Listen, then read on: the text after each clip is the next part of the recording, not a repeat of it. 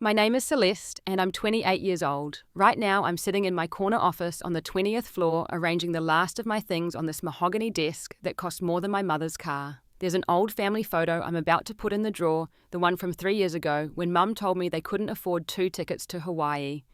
My sister Ashley got to go instead. I thought it meant I wasn't worth the expense, but looking back now, that rejection became the greatest gift they never meant to give me. Before I share how that painful rejection changed my entire life, I'd love to know where you're watching from. If you've ever felt overlooked by your own family, please hit that subscribe button and let's connect through our stories. Growing up in suburban Dallas, Texas, I learned early that love in the Martinez household wasn't distributed equally. My mother, Margaret, a 54-year-old nurse at Presbyterian Hospital, had her reasons, though she'd never admit them out loud. Ashley, 3 years older than me, had inherited our late father's sharp jawline, his artistic talents, and apparently his claim to Mum's whole heart. Dad died when I was 5 and Ashley was 8. I barely remembered him, but Ashley could recall entire conversations, his laugh, the way he'd sketch her portrait while she watched Saturday morning cartoons. Maybe that's where it started. Ashley became Mum's living connection to the man she'd lost, while I was just the child who looked too much like Mum's side of the family, with Grandma's wide-set eyes and Grandpa's stubborn chin. By the time I turned 16, the pattern was carved in stone. Ashley got a practically new Honda Civic for her birthday, powder blue with a sunroof. Mum said it was important for her to have reliable transportation for her art classes at the community college. When my 16th came around, I got a bus pass and a lecture about financial responsibility. The examples piled up like dishes in a sink nobody wanted to wash. When I graduated from UT Austin with a degree in marketing, Mum organised a small dinner at Olive Garden with just the 3 of us and my Aunt Maria. We were home by 9 and Mum complained about the price of appetizers the whole drive back. But when Ashley graduated from art school a year earlier, Mum threw a reception for 200 people at the Hilton, complete with catered hors d'oeuvres and an open bar until midnight. She'd taken out a personal loan for that party, calling it an investment in Ashley's networking opportunities. I tried not to let it poison me. I really did. After college, I landed a position as digital marketing manager at EduTech Solutions, a startup focused on educational technology. $65,000 a year wasn't Fortune 500 money, but it was stable with benefits and a matching 401k. I worked 60-hour weeks managing social media campaigns, analyzing user engagement metrics, coordinating with developers to optimize our platform's user experience. My boss, Marcus, a 45-year-old former Microsoft executive who'd cashed out to chase his passion in education, saw something in me that my own mother never did. Marcus would pull me into strategy meetings asking for my input on major decisions. He'd introduce me to investors as his secret weapon, the one who understood both data and human psychology. My colleague Priya, a 26-year-old developer from Houston, became my closest friend and the only person who really understood my family situation. Her parents favored her brother too, though in her case, it was cultural rather than emotional. We'd grab coffee every morning at the cart outside our building, and Priya would listen to my latest family frustration while we waited for our lattes. She never tried to fix things or offer empty platitudes. She just listened and occasionally shared her own stories, like how her parents flew to California for her brother's product launch, but couldn't make it to Austin when she won a hackathon with a $50,000 prize. Mum, meanwhile, worried constantly about my career choice.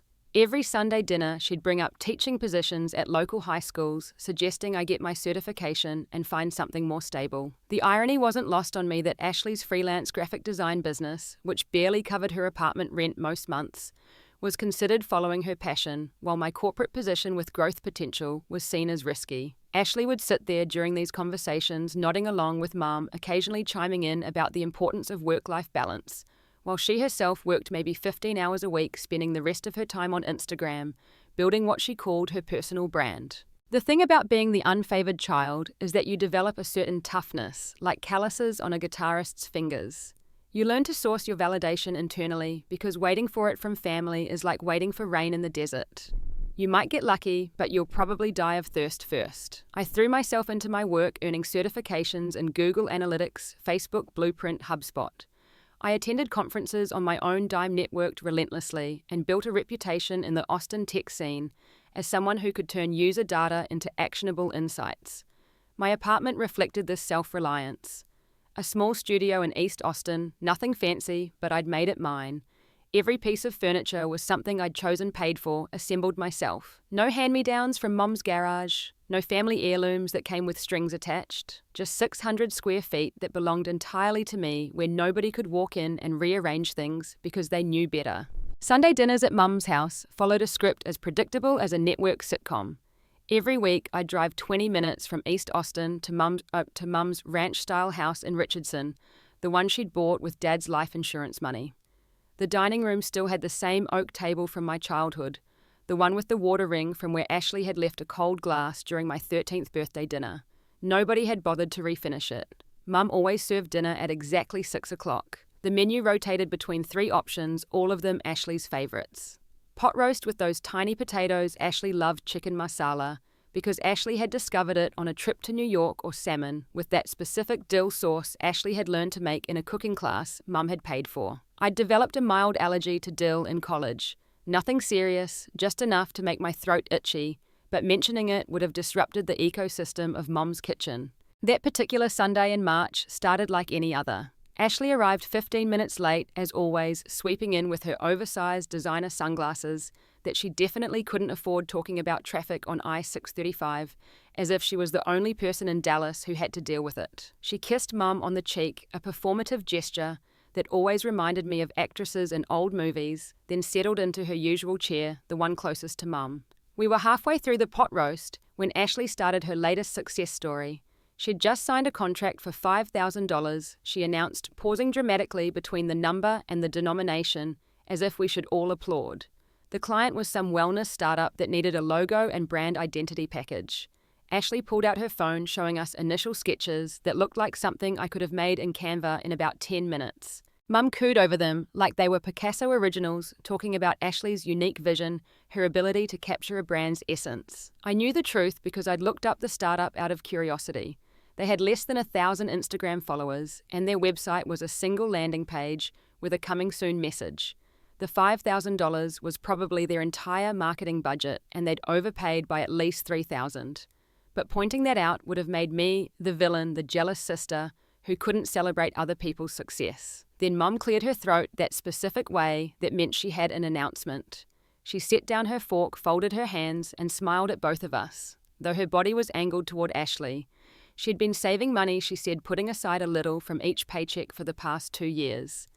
$8,000 total, enough for a real vacation, something special to celebrate Ashley's growing success and artistic achievements. Hawaii, 10 days in Maui. She'd already researched resorts, found one right on the beach with a spa and 3 restaurants. The tickets were for next month during spring break season, when the weather would be perfect. She pulled out printed pages from her purse resort photos she'd clearly been carrying around, waiting for this moment. Ashley squealed, actually squealed, like we were teenagers, grabbing the papers and gushing about the infinity pool, the snorkeling tours, the luau's. My heart lifted for a moment. A family vacation. We hadn't taken one since Dad died, unless you counted that weekend in Galveston when I was 15, where we stayed in a motel and Mum complained about the price of parking. I started calculating in my head.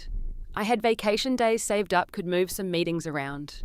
Maybe this was Mom's way of trying to bring us together, to finally treat us as equals. I should have known better. The call came the following Tuesday. I was in the middle of analysing conversion rates for our latest campaign when Mum's name appeared on my phone. She never called during work hours unless something was wrong. My first thought was that someone had died or was in the hospital. Instead, she wanted to talk about Hawaii, her voice taking on that careful tone she used when delivering bad news to patients' families. "Sweetie," she started, and I knew immediately where this was going. She'd been looking at the actual costs, and 2 tickets were really expensive, more than she'd budgeted for. The resort had a single occupancy rate that was almost the same as double, so it didn't make sense to book for 2 people. Ashley had been under so much stress lately with her freelance work, the uncertainty of self-employment. She needed this break more than anyone. I stood in the hallway outside our open office, staring at a motivational poster about teamwork, feeling something crack inside my chest. I offered to pay for my own ticket. I had $2,000 in savings, I told her. I could cover the difference. Mum's response was immediate and dismissive. "That was my emergency fund," she said. "I shouldn't be silly with my money. Besides, the room was already booked for single occupancy. Changing it now would cost extra fees." What about the 3 restaurants, I wanted to ask? What about the photos she'd shown us, multiple people lounging by the pool, couples at the luau? Instead, I said, okay, because that's what I always said. Okay when Ashley got the car, okay when Ashley got the party, okay when Ashley got everything and I got the leftovers or nothing at all. Ashley called an hour later, her voice dripping with fake sympathy. Maybe next time, sis, she said, as if there had ever been a this time for me. She promised to take lots of photos to bring me back something nice from the gift shop. A keychain probably, or one of those dashboard hula dancers. Something that cost less than the cocktail she'd drink while shopping for it. That night, I sat in my studio apartment eating takeout Chinese straight from the container, scrolling through my phone. My Instagram feed seemed to mock me. Co-workers on vacation, college friends getting engaged, everyone moving forward while I stayed in place like a car with its wheels spinning in mud. I found myself on Ashley's profile, looking at her carefully curated life. Latte art and motivational quotes, sketches that all looked the same, selfies, with that same practiced smile that never quite reached her eyes. 28 years of this. 28 years of being the responsible one, the understanding one, the one who never asked for too much. My annual review was coming up. Marcus had hinted at a promotion, maybe a move to senior manager with a team under me. But what was the point? I could become CEO of a Fortune 500 company, and Mum would still find a way to make Ashley's latest doodle more impressive. I went to bed that night thinking about patterns the kind we studied in marketing, how consumers behave predictably following the same paths until something disrupts them. I'd been following my pattern for so long I'd worn a groove in my life. Work hard, achieve things, watch them be dismissed. Try harder, achieve more, watch Ashley get rewarded for less. The pattern had become so comfortable I hadn't realized it was also a trap. Marcus knew something was wrong the moment I walked into the office Wednesday morning. I'd tried to cover the puffiness around my eyes with concealer, but fluorescent office lights have a way of revealing everything you're trying to hide. He didn't say anything during our morning stand-up meeting, but afterward he caught my elbow gently and suggested we grab coffee. Not from the cart outside, but from the good place. 3 blocks away, the one that charged $7 for a latte but made it worth every penny. We walked in silence at first. The March morning already warming up the way Texas springs do, going from winter to summer with barely a pause for actual spring. Marcus was good at silence, comfortable with it in a way that most people aren't. He'd wait until you were ready to talk, and somehow his waiting made you want to fill the space with truth instead of the usual office small talk. The coffee shop was mostly empty, the morning rush having passed. We found a corner table by the window, and I watched the steam rise from my cup while trying to figure out where to start. Marcus took a sip of his cortado and then set it down deliberately, like he was settling in for something important. You know, he said I grew up with 3 brothers. All older, all bigger, all more interested in football than the computers I kept taking apart in the garage. My father ran a construction company, wanted his sons to follow in his footsteps. My brothers did. They're all running crews now, making good money, living the life my father envisioned for them. And then there was me, the weird kid who'd rather code than swing a hammer. I looked up from my coffee surprised. Marcus had never talked about his family before. He continued, his voice steady, but with an undertone of old pain that had scarred over but never fully healed. My father used to introduce me as his disappointment. Not directly, but in that way parents do when they think they're being subtle. This is Marcus, he's into computers. With the same tone you'd use to say someone was into collecting belly button lint. The parallel was so obvious I almost laughed. Instead, I found myself telling him everything. The vacation, the history of favoritism, the call from Mum, Ashley's fake sympathy. I told him about the graduation parties, the car, the constant dismissal of my achievements, while Ashley's every scribble was treated like fine art. Marcus listened without interrupting, nodding occasionally, his expression neutral, but his eyes understanding. When I finished, he leaned back in his chair and was quiet for a moment. Then he said something that changed everything. Sometimes the best revenge is massive success. Not for them, but for you. Use that pain as fuel. Every time they make you feel small, build something bigger. Every time they overlook you, become impossible to ignore. He told me about his first startup, how he'd built it, while his brothers and father mocked him for playing with toys. He sold it for $12 million when he was 32. His father started introducing him differently after that. This is Marcus the genius. My successful son, the tech mogul. But by then, Marcus said it didn't matter what his father called him.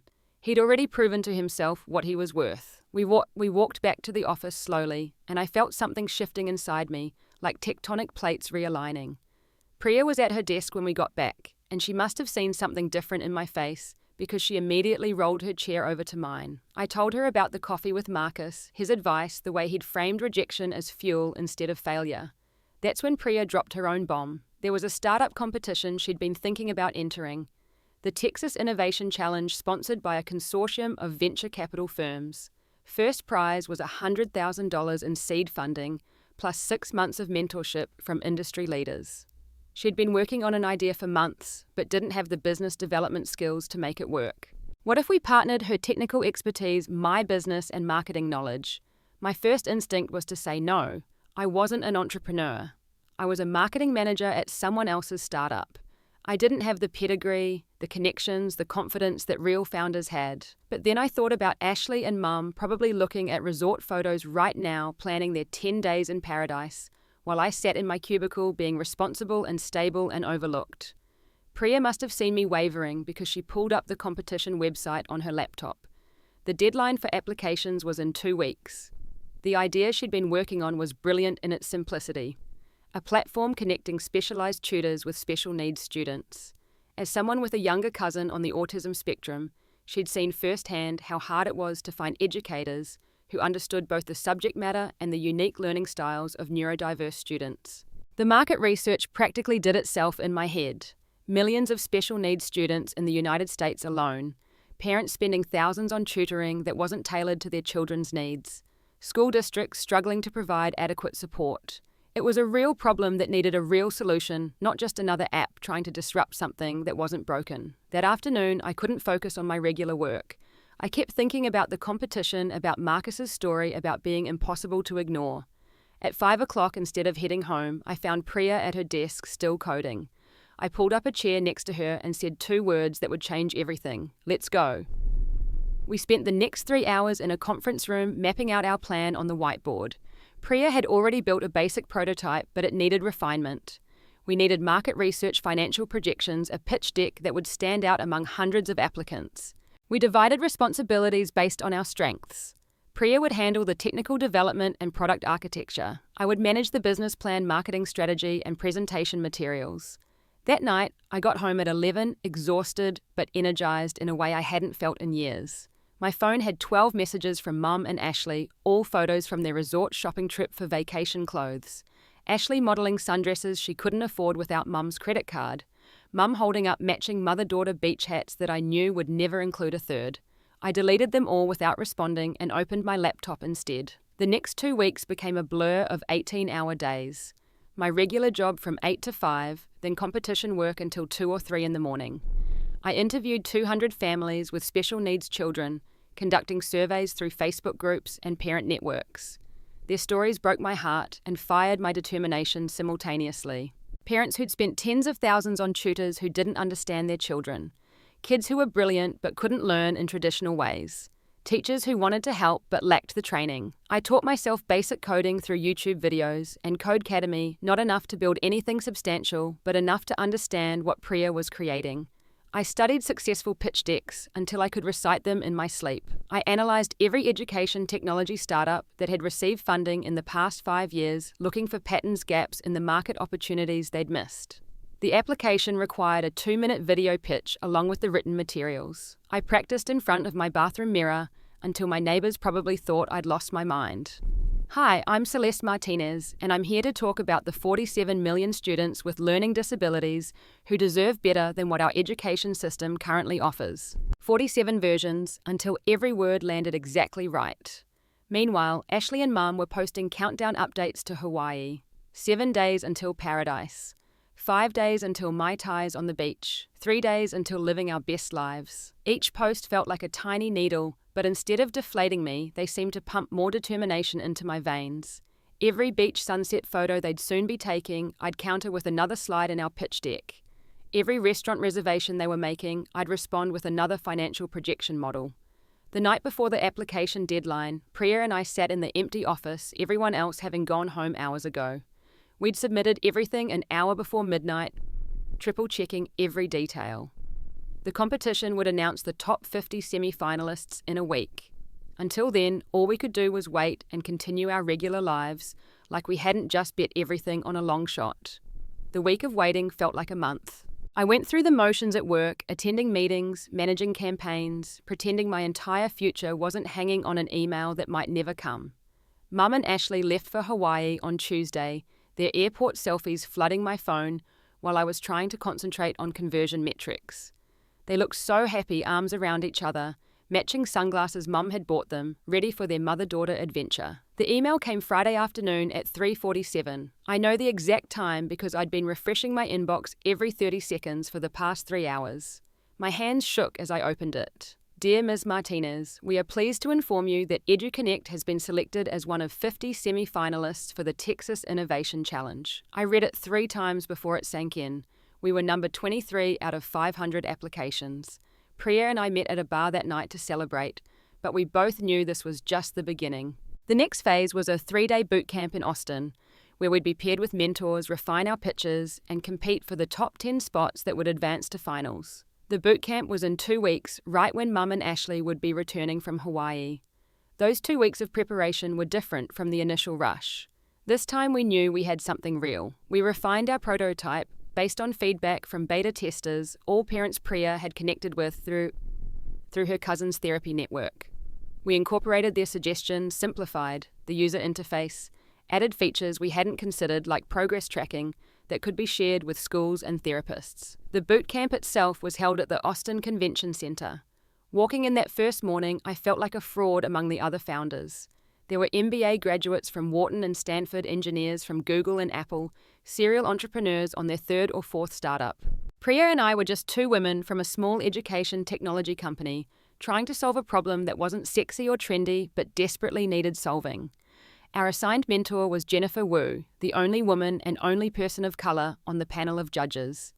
She'd been a VP at Google before leaving to start her own venture capital firm focused on social impact investments.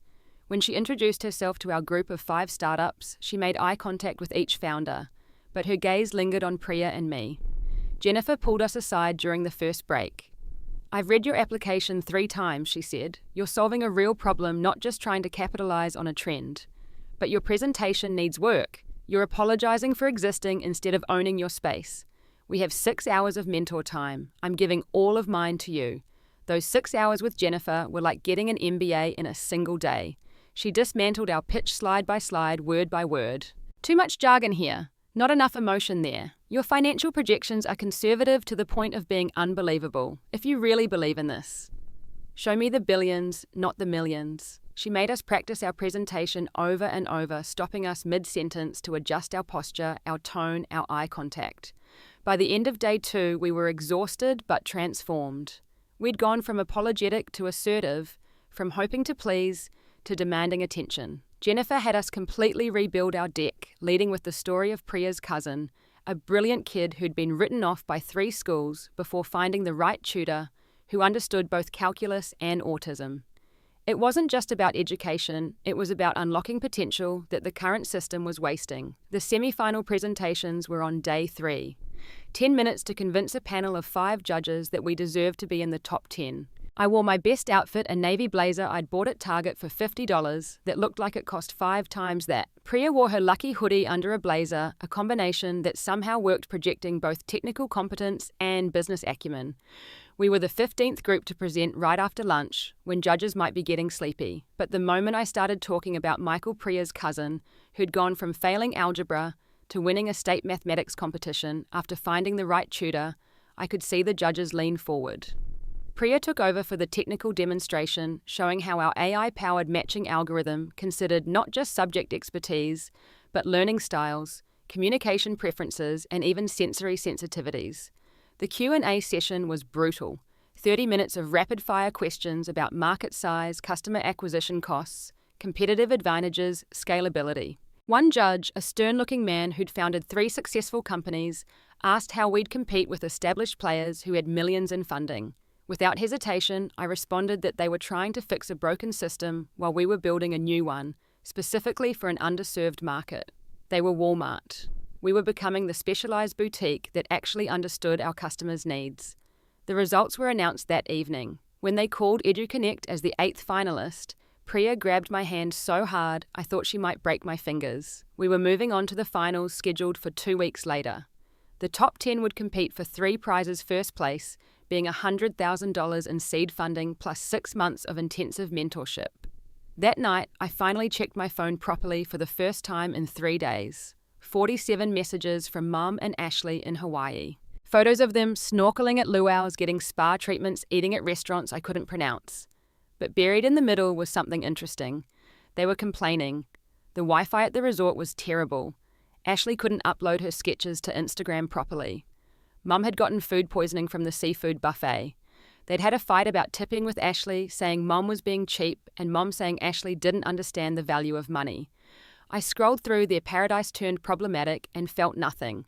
No schadenfreude, no satisfaction, just a strange detachment like watching strangers' vacation photos. Because while they were arguing about tips and Wi-Fi, I was building something. While they were taking selfies, I was taking my shot.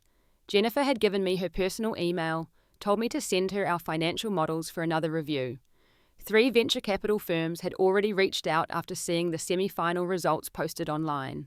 But the biggest surprise came the next morning. An email from Tech Ventures Capital, one of Austin's most prestigious early-stage investment firms.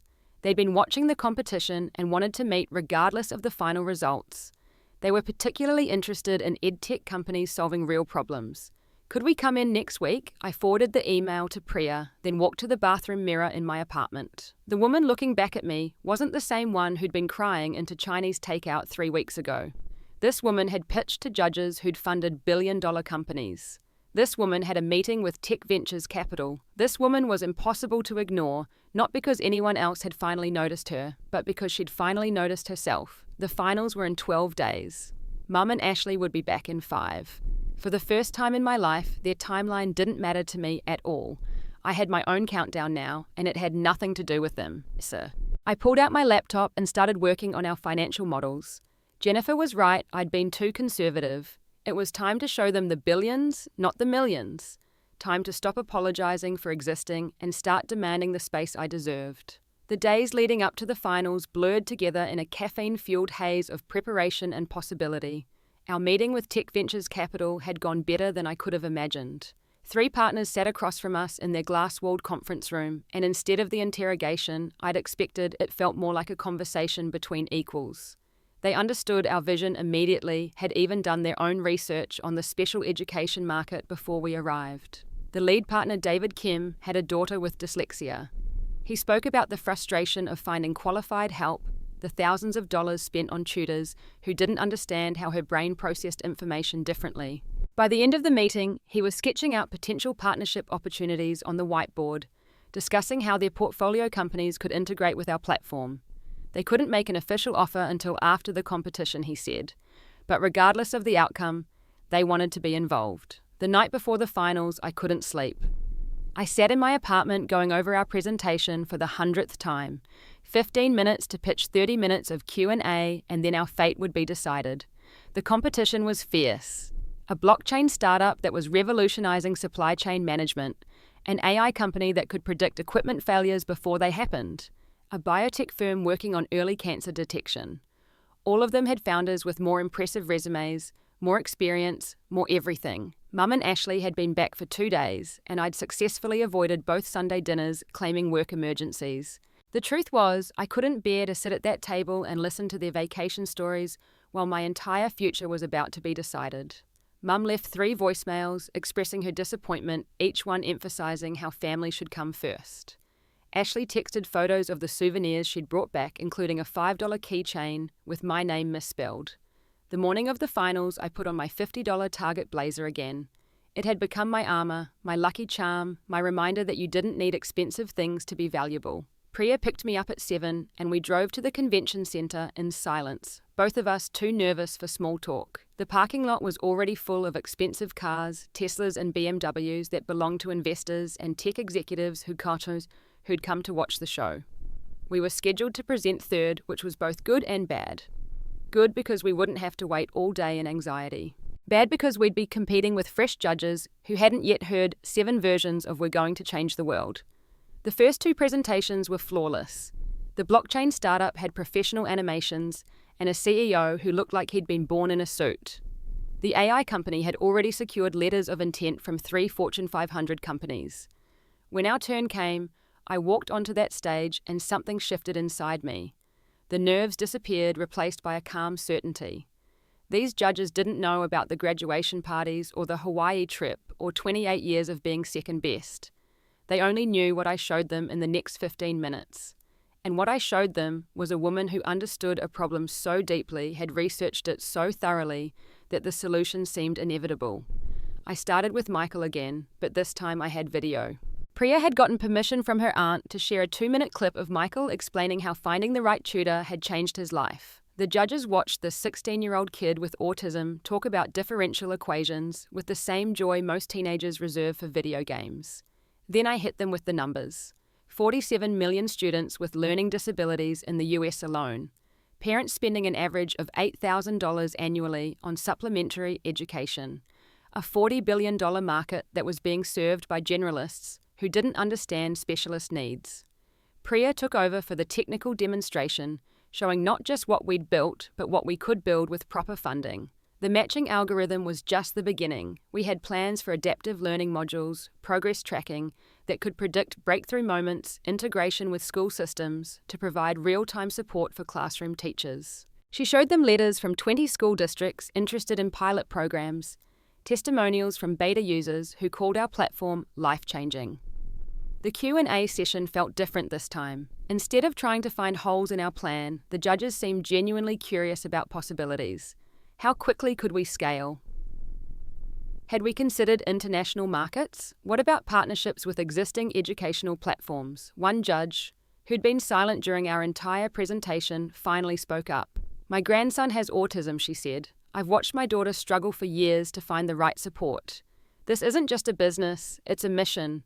How do we know you won't abandon it when things get tough? Without hesitation, I told her about my cousin, about Priya's cousin, about the 200 families we'd interviewed who'd shared their struggles and their hopes. I told her that we weren't building this because we saw a market opportunity, but because we'd seen the pain of being overlooked, underserved, and misunderstood. We wouldn't abandon this because this wasn't just a startup to us. It was personal. When we walked off that stage, Priya and I both knew we'd left everything out there. Win or lose, we'd pitched our hearts out. We sat in the audience for the remaining 7 presentations, each one impressive in its own way. The biotech startup had a working prototype that could detect certain cancers from a single drop of blood. A renewable energy company had developed solar panels that worked efficiently even in cloudy conditions. Everyone belonged here. Everyone had something revolutionary to offer. The judges deliberated for 2 hours while we all mingled in the convention center lobby, pretending to network while secretly calculating our chances. Jennifer Wu found us by the coffee station, her expression unreadable. Whatever happens, she said, you two have something special. Don't let anyone tell you otherwise. Then she winked and walked away, leaving us to wonder if that was encouragement or consolation. Finally, they called us back into the main hall. The 3rd place winner was announced first. The renewable energy startup receiving $25,000 and 3 months of mentorship. They looked thrilled, and I tried to calculate whether 3rd place would be enough to keep going. 2nd place went to the biotech company, $50,000 and 6 months of mentorship. The founder, a PhD from Johns Hopkins, actually cried as she accepted the award. That left 8 of us staring at the stage, hoping for the impossible. The head judge, a woman who'd built and sold 3 companies, took the microphone. The 1st place winner of this year's Texas Innovation Challenge represents everything we look for in a startup. A real problem, an innovative solution, a scalable business model, and most importantly, founders who won't quit. The winner of $100,000 in seed funding and 6 months of intensive mentorship is... She paused, and I swear my heart stopped beating for those 3 seconds. EduConnect. The room erupted, but I couldn't hear anything except the blood rushing in my ears. Priya grabbed me, both of us crying and laughing simultaneously. We stumbled onto the stage, accepted the oversized check that was just for show, the real money would be wired later, and somehow managed to thank everyone who needed thanking. But the best moment came after when David Kim from Tech Ventures approached us. Congratulations, he said. Now let's talk about real money. We want to lead your seed round. $500,000 at a $3 million valuation. Jennifer will join your board as an advisor. We can have term sheets ready by Monday. I did the math quickly in my head. Priya and I would each own 35% of a company valued at $3 million. We'd gone from employees to millionaires on paper in less than a month. all because my mother couldn't afford 2 tickets to Hawaii. That night, instead of celebrating at the official after-party, Priya and I went to our favorite taco truck in East Austin. We sat on the hood of her car eating al pastor tacos and drinking Mexican Cokes, trying to process what had just happened. My phone buzzed constantly with congratulations from colleagues, LinkedIn notifications, even a text from Marcus saying he'd been watching the live stream and couldn't be prouder. But there were no messages from Mum or Ashley. They didn't know what I'd been doing for the past month. They didn't know their rejection had been the catalyst for the biggest achievement of my life. And sitting there under the Texas stars, taco grease on my fingers, and $1 million in theoretical net worth, I realized I didn't need them to know. This victory wasn't for them. It had never been for them. It was for every overlooked kid who'd been told they weren't worth the investment. It was for Priya's cousin and mine, for the families we'd interviewed, for everyone who'd been deemed less valuable than someone else. Tomorrow, I'd have to face reality. Sign papers, quit my job, actually build the company we'd promised.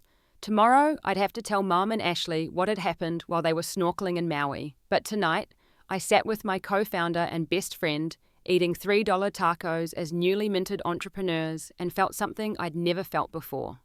Not just successful or accomplished, but genuinely, completely, unapologetically worthy. They arrived home from Hawaii on a Tuesday afternoon, sunburned and exhausted from the overnight flight. Mum had called 3 times asking me to pick them up from the airport, but I'd been in meetings with lawyers all day setting up the corporate structure for EduConnect. Instead, they took an Uber home, and Mum made sure to text me the receipt with a passive-aggressive note about family supporting each other. The obligatory welcome home dinner was scheduled for Thursday night. By then, the Austin Business Journal had published an article about the competition winners, complete with a photo of Priya and me holding that oversized check. My LinkedIn had exploded with connection requests from investors, potential partners, and suddenly interested relatives I hadn't heard from in years. But in Mum's house, where the local newspaper still got delivered daily and social media meant Ashley's Instagram, the news hadn't penetrated their bubble. I arrived at 6 sharp, bringing a bottle of wine I'd picked up at the grocery store. Nothing fancy, just a $12 Pinot Grigio that I knew Mum would complain was too dry. Ashley had already claimed her spot at the table, spreading out printed photos from Hawaii like a deck of cards, organizing them chronologically for maximum storytelling impact. She'd gotten more sun than was healthy, her skin that particular shade of red that would peel unattractively in a few days, but she wore it like a badge of honor, evidence of her tropical adventure. Mum bustled around the kitchen, preparing salmon with that dill sauce again, the smell making my throat feel tight already. The dining room table was set with the good china, the stuff we only used for holidays and Ashley's celebrations.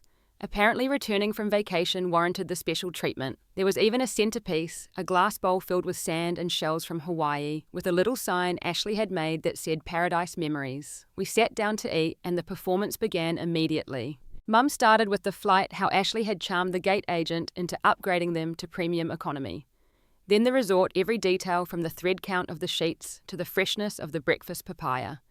Ashley chimed in with her own observations, mostly about the other guests, whom she'd apparently spent the entire trip judging. The couple from Minnesota who wore matching Hawaiian shirts. The family from Japan who took photos of every meal. The older gentleman who'd tried to flirt with Mum at the pool bar. They took turns narrating their adventures like a carefully rehearsed play. The snorkeling expedition where Ashley saw a sea turtle. The luau where Mum learnt to hula badly, but the instructor said she had natural rhythm. The spa day where they got hot stone massages and seaweed wraps. The sunset catamaran cruise with complimentary champagne. Each story was punctuated with photos passed around the table for me to admire and comment upon. I made the appropriate sounds of interest, nodding at the right moments, asking the expected questions. How clear was the water? What was the best meal?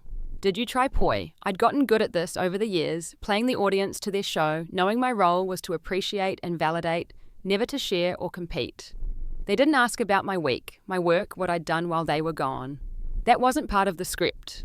An hour into dinner, after we'd covered every moment from takeoff to landing, Mum finally turned to me with that dismissive look I knew so well. The one that said she was about to check a box, fulfill the minimum requirement of pretending to care about my life before moving back to what really mattered. "So how was your boring week without us?" she asked, already reaching for another photo to show me. This one of Ashley doing yoga on the beach at sunrise, or at least pretending to for the camera. Actually, I said, setting down my fork with deliberate calm, I have some news. Ashley rolled her eyes. Let me guess you got a 2% raise? Or wait, did they finally give you that title change you've been asking for, senior manager instead of just manager? The sarcasm dripped from every word, thick as the honey she was drizzling on her dinner roll. Not exactly, I replied. I quit my job on Monday. The silence was immediate and complete. Mum's hand froze halfway to the photo album. Ashley's mouth actually fell open, revealing the half-chewed piece of salmon she'd been about to swallow. For the first time in my entire life, I had their complete, undivided attention. Mum recovered first, her face cycling through confusion, anger and disappointment, before settling on condescension. Celeste, what have you done? That was a good job. Stable. Benefits. Are you having some kind of breakdown? Is this about Hawaii? Because if you're trying to punish us... I'm not punishing anyone, I interrupted, my voice steady. I won a startup competition while you were gone. First place. $100,000 in seed funding plus another $500,000 from a venture capital firm. My company is valued at $3 million. Ashley laughed, actually laughed like I'd just told the punchline to a particularly ridiculous joke. Right, she said. You started a company. You who've never taken a risk in your life. You who still drives a Honda Civic from 2015. You who shops at Target for business clothes. You're suddenly some kind of entrepreneur. I pulled out my phone and showed them the Austin Business Journal article. The photo was clear. Priya and I on stage holding the check, both of us grinning like we'd just won the lottery, which in a way we had. The headline read, EduConnect takes top prize at Texas Innovation Challenge, secures $600K in funding. Mum took the phone, her hands shaking slightly as she read. Ashley leaned over both of them, silent as they processed the information. I watched their faces change, the disbelief melting into something else. Not pride exactly, but a kind of recalculation, like a GPS suddenly realizing it had been giving the wrong directions this whole time. When did you do this? Mum asked, her voice small and confused. How did we not know I entered the competition the day after you told me I couldn't go to Hawaii? I said simply. Turns out, rejection can be very motivating. Ashley tried to recover, attempted to take control of the narrative again. Well, startups fail all the time, she said, though her voice lacked its usual conviction. 90% of them don't make it past the first year. This could all be gone tomorrow. Maybe I agreed. But right now, today, my 35% stake is worth over $1 million. On paper, at least. And we already have contracts with 3 school districts for pilot programs starting in the fall. Mum set down my phone like it might explode. But we're family, she said, and I could see where this was going. Family should support each other. You should have told us. We could have helped. Like you helped with Hawaii, I asked, and the words hung in the air like smoke from a recently fired gun. That's different, Ashley said quickly. That was about money. You couldn't afford 2 tickets, I finished. I know I heard it the first time, and the second. And every time after that, when I looked at your photos of paradise, while I was working 18-hour days to build something from nothing? Mum's face flushed a combination of embarrassment and anger. We were celebrating Ashley's success, she said defensively. Her design business has been growing. She needed the break. Her design business that barely covers her rent, I shot back years of suppressed frustration, finally finding voice. The $5,000 contract that was really just a logo anyone could make in Canva. That success? Ashley stood up, her chair scraping against the floor. You're just jealous, she spat. You've always been jealous that Mom and I have a special bond, that I'm creative and interesting while you're just practical. Practical, I repeated, tasting the word like wine, checking its notes and finding them lacking. Is that what we're calling it? Because I'd call it reliable, responsible, the one who never asks for too much or expects special treatment, the one who had to turn rejection into rocket fuel because acceptance was never on the table. Mum stood too, moving to Ashley's side like she always did, the two of them facing me across the table like opposing armies. This is exactly why we don't include you in things, Mum said, her words sharp and meant to wound. You always make everything about you. Even now, you couldn't just be happy for Ashley's vacation.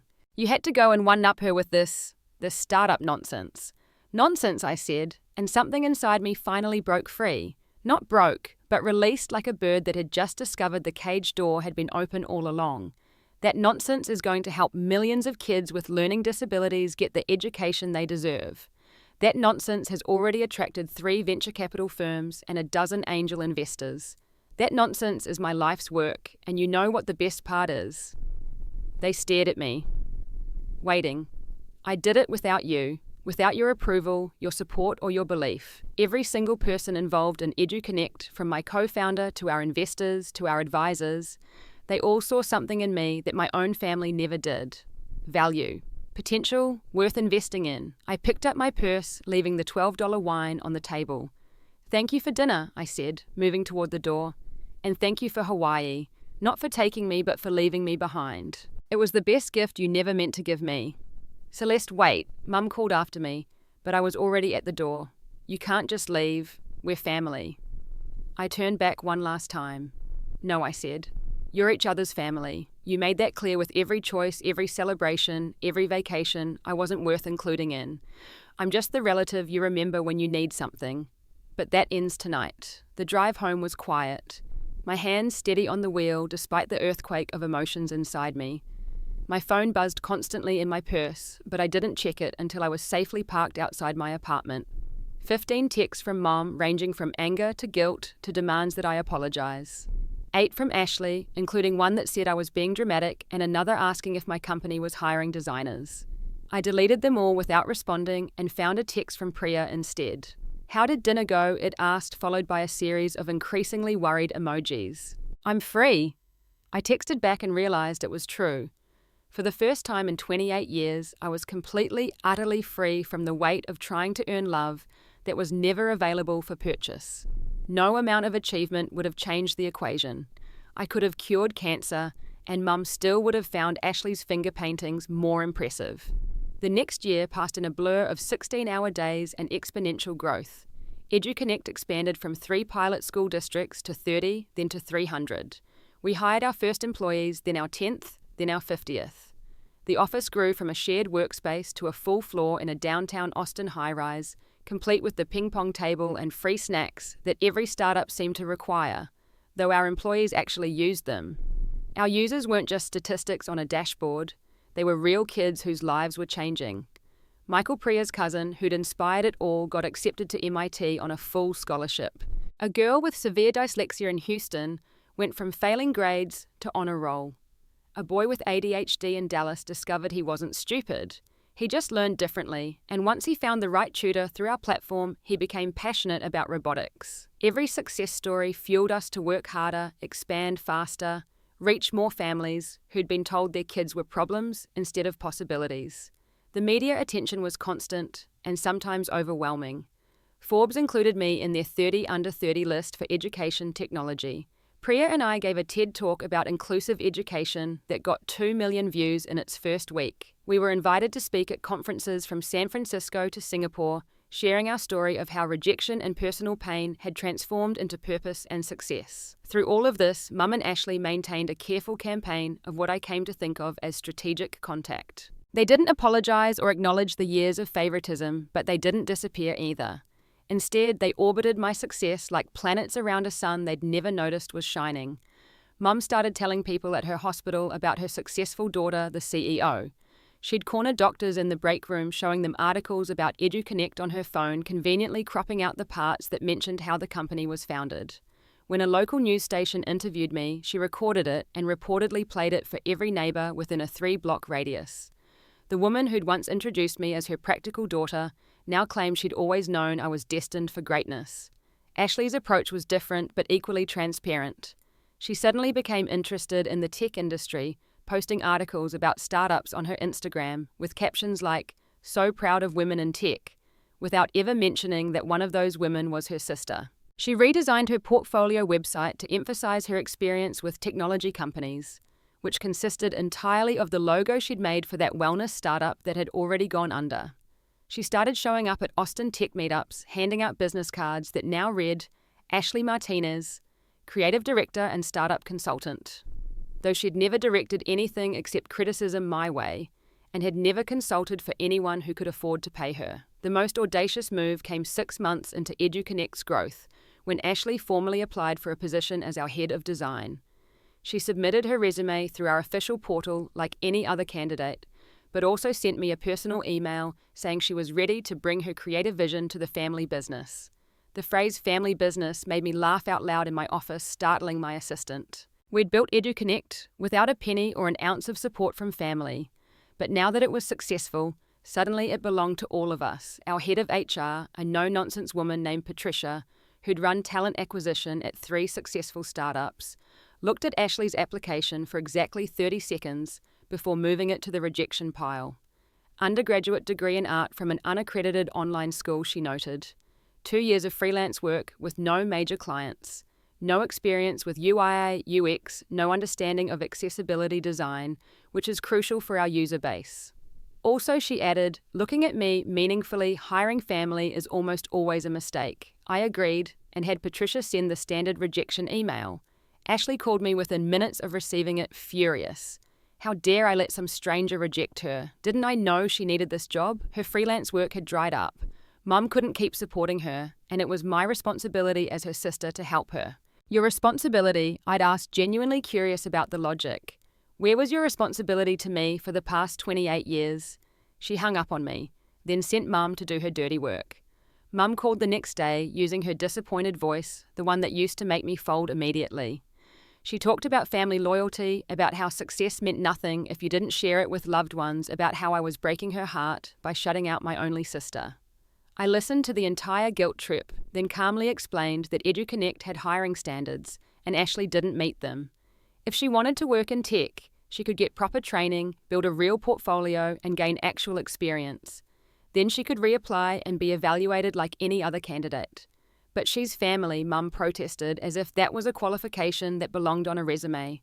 Exactly, I replied, which is why I'm being honest with her instead of enabling her delusions.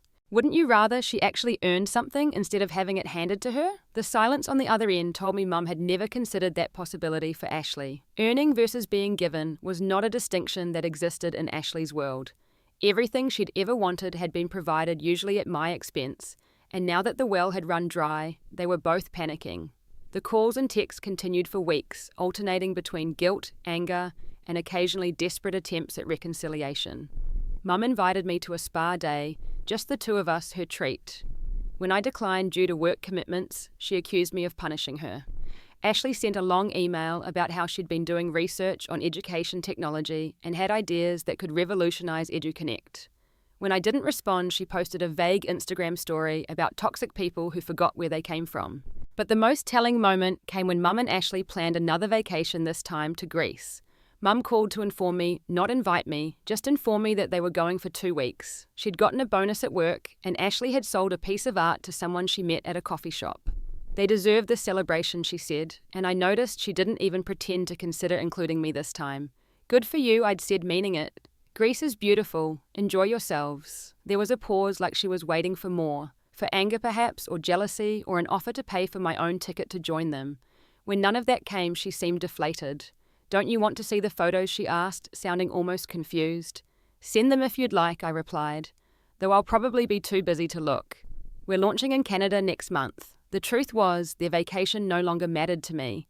Whether they went to Greece or Greenland or the moon itself, it didn't affect my life. The hole their rejection had carved in my chest had been filled with something far more valuable than their conditional love.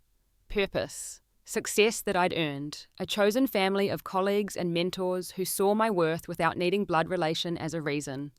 A week before their Greece trip, we closed our Series A funding round. $12 million at a $60 million valuation. My stake was now worth over $20 million on paper. The girl who couldn't get a ticket to Hawaii now had enough theoretical wealth to buy her own island. The irony wasn't lost on me, though it had ceased to be satisfying. Success as revenge had transformed into success for its own sake, for the kids we were helping, for the problem we were solving. The night the funding closed, Priya and I sat in our office looking out at the Austin skyline. We'd come so far from that desperate application deadline, racing against the clock while my family planned their vacation without me. Now we had 73 employees, 8,000 active tutors, and had facilitated over 1 million learning sessions for kids who'd been written off by traditional education. You know they're never going to apologize, Priya said, knowing I'd been thinking about Mum and Ashley even though I hadn't mentioned them. People like that, they revise history in their heads until they were always the hero of the story. Your mum probably genuinely believes she was supportive now. Ashley definitely thinks she deserves credit for inspiring you or some nonsense. I know, I said, and I did. I'd made peace with it mostly. You couldn't wait for apologies that would never come, acknowledgements that would never be genuine, even if they were offered. You had to find your own closure. Write your own ending. Create your own definition of family. Jennifer Wu, who'd become not just our advisor, but a true mentor, had told me something that stuck. Family is just the first draft of your life story. You get to write the revisions. And in my revision, family meant Priya, who'd believed in me when I barely believed in myself. It meant Marcus, who'd seen potential where others saw predictability. It meant Jennifer, who'd taught me to stop apologizing for taking up space. It meant our employees, our users, the community we'd built around a shared mission. The next morning, I woke up to a text from Mum. A photo from the airport, her and Ashley in matching sunglasses again, ready for their Greek adventure. For old time's sake, could you drive us to the airport, she'd written, as if we had old times worth commemorating. I deleted the text and went to the office instead. We had 3 school districts to onboard 2 new engineers to interview and a partnership proposal from the Department of Education to review. While they were boarding their flight to Athens, I was on a conference call with potential partners in Tokyo. While they were taking selfies in Santorini, I was speaking at a conference about inclusive education. While they were living their best lives without me, I was living my best life without them, and the difference was, mine wasn't dependent on someone else's absence. It was built on presence, on showing up, on choosing to transform pain into purpose every single day. A year later, when EduConnect went public with a $1 billion valuation, Mum called to congratulate me. We're so proud, she said, using we, like she'd been part of this journey. Your father would have been amazed. Maybe I said, though we both knew she was wrong. Dad had died when I was too young to know if he would have chosen sides or played fair. But it didn't matter anymore. I'd learnt to be my own parent, my own champion, my own family. The little girl who'd cried over being left behind had grown into a woman who'd learnt to leave others behind when necessary, not out of cruelty, but out of self-preservation and self-respect. That night, I had dinner with my real family.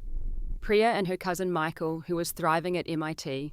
Jennifer and her daughter, who'd become one of our biggest success stories. Marcus and his wife, who'd become like surrogate parents. Patricia from HR, who'd protected me from my own misguided loyalty. David Kim from Tech Ventures, whose daughter was now using our platform and improving every day. We toasted with champagne that cost more than that Hawaii vacation, though none of us mentioned that. We didn't need to. The best revenge, it turned out, wasn't living well while others watched. It was living well without caring if they were watching at all. Looking around that table, I thought about the vacation I'd missed 3 years ago. 10 days in Hawaii that had felt like the end of the world at the time. Mum had been right about one thing: she couldn't afford 2 tickets. The price of that second ticket would have been my future, my purpose, my entire life as I now knew it. If I'd gone to Hawaii, I'd probably still be working at someone else's startup, still showing up to Sunday dinners where my achievements were appetizers, to Ashley's main course, still believing that family meant accepting whatever scraps of love were offered. Instead, their rejection had set me free. Free to fail without an audience, to succeed without seeking approval, to build something that mattered without worrying if it mattered to them. Hawaii had been their paradise, but it had been my launching pad. They'd returned with sunburns and souvenirs. I'd returned with $1 million company and a life I'd built myself. So if you're watching this and you've ever been the one left behind, the one not worth the ticket, the one whose achievements never quite measured up, I want you to know something. That rejection isn't your ending.